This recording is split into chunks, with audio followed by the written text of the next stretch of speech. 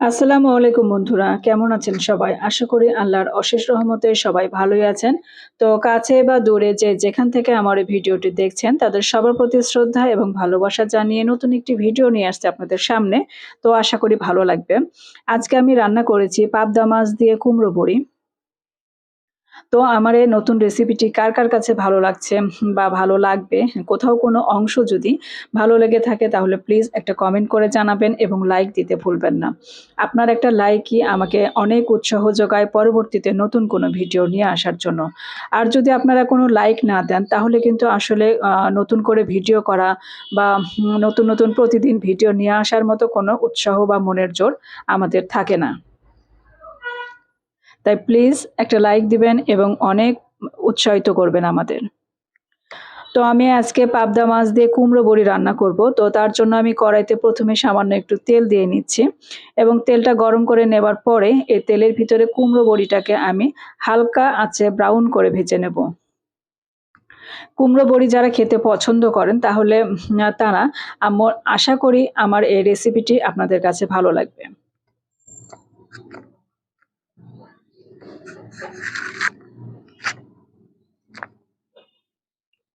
তো কুমড়ো বড়িটাকে দেখতে পাচ্ছেন আমি অল্প আছে ধীরে ব্রাউন করে ভেজে নিচ্ছি।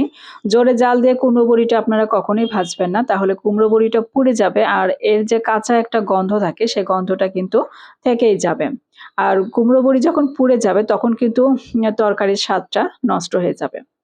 তো দেখতে পাচ্ছেন হালকা আছে আমি একটু নাড়াচাড়া করে তুলে নিচ্ছি কুমড়ো বড়িটাকে। এখন আমি কড়াইতে পরিমাণ মতো আমি তেল দিব। তেলটা যেহেতু আমরা তরকারিতে কম খাওয়ার চেষ্টা করি, তো আপনারা চাইলে এর চেয়ে একটু বাড়িয়েও দিতে পারেন। তো আমরা যেহেতু তেলটা কম খাই তাই খুবই অল্প পরিমাণে দিলাম। আমি এখানে 1/3 কাপ পরিমাণে পেঁয়াজ বাটা দিয়ে দিচ্ছি। পেঁয়াজটাকে আমি একটু ব্লেন্ডারে ব্লেন্ড করে নিয়েছি। তারপরে আমি এখন তেলের ভিতরে একটু নাড়াচাড়া করে নেব যেন এর কাঁচা গন্ধটা চলে যায়।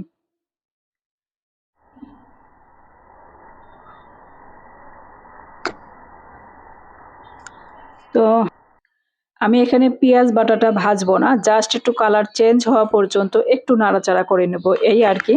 বেশি ব্রাউন করতে গেলে তরকারির কালারটা একটু ডার্ক চলে আসবে। আদা, জিরা এবং রসুন আমি একসঙ্গে বেটে রাখি। এখন সেখান আমি থেকে একে একে দিয়ে দিলাম 3 চা দিচ্ছি চামচ পরিমাণে আদা, জিরা এবং আর রসুন হলুদের গুঁড়া দিয়ে একসঙ্গে বেটে দিচ্ছি রাখি 1 চা সেখান চামচ থেকে পরিমাণ। 3 চা চামচ পরিমাণে দিয়ে নিচ্ছি। এর মতো হলুদের গুঁড়া, 1 চা চামচের মতো মরিচের গুঁড়া,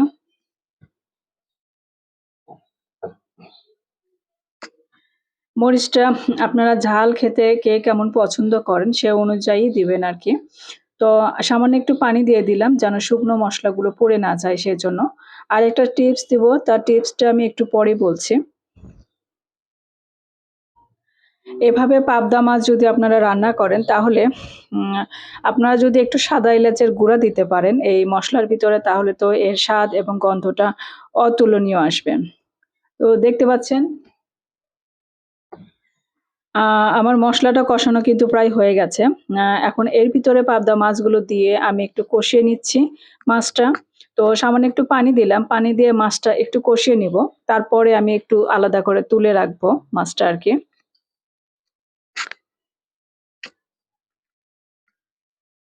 তো এই যে দেখতে পাচ্ছেন আমার মাছটা কষানো কিন্তু হয়ে গেছে। তো এই মুহূর্তে আমি মাছটা তুলে নিচ্ছি।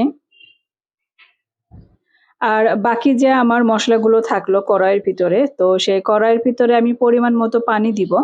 সেই পানিটা দেওয়ার পরে আপনি ঝোলটা কি পরিমাণে খেতে পছন্দ করেন সে পরিমাণেই দেবেন আরকি। আমি একটু মাখা করে রাখবো সেইজন্যই। আ ১ কাপের মতো পানি দিয়েছি। তো এর ভিতরে আমি কুমড়ো বড়ি যে ভেজে রেখেছিলাম সেই কুমড়ো বড়িগুলো দিয়ে নিলাম। আর এখানে আমি দিয়ে দিলাম ২ টা সাদা এলাচের গুঁড়া। সাদা এলাচের গুঁড়া যদি এই মাছটার রেসিপিতে আপনি দিতে পারেন তাহলে এর স্বাদটা অনেক গুণে বেড়ে যায়। তো দেখতে পাচ্ছেন কুমড়ো বড়িগুলো প্রায় কিন্তু অর্ধেক সিদ্ধ আমার হয়ে গেছে। আর এই পর্যায়ে আমি দিয়ে দিচ্ছি ১ টা বেগুন। আ আমি এখানে ১ টা বেগুন দিয়ে রান্না করছি। বেগুনটা একটু চিকন ফালি করে নিয়েছি। আর আপনার পানির ঝোলটা আরকি, ঝোলটা যখন ফুটে উঠবে সেই পর্যায়ে আপনি বেগুনটা দিবেন। ঝোলটা ফুটে ওঠার আগেই যদি আপনি বেগুন দিয়ে ফেলেন তাহলে আপনার বেগুন কিন্তু সিদ্ধ হতে চাইবে না। একটা রাবারি ভাব চলে আসবে বেগুনের ভিতরে। বেগুনটা যখন আপনি তরকারিতে দিবেন এই জিনিসটা অবশ্যই মাথায় রাখবেন। পানি যখন আপনার ফুটে উঠবে অর্থাৎ ঝোলটা যখন ফুটে উঠবে ঠিক সেই পর্যায়ে আপনি বেগুনটা ঝোলের উপরে জাস্ট দিয়ে দিবেন।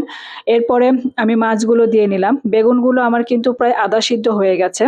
এ পর্যায়ে আমি মাছটা দিয়ে নিলাম। আমার যেহেতু তরকারির মাছের আ ঝোলটা প্রায় হয়ে এসেছে। এখন আমি মাছগুলো উপরে দিয়ে জাস্ট একটু বলক তুলে নিলেই হয়ে যাবে। আল্লাহ হাফেজ।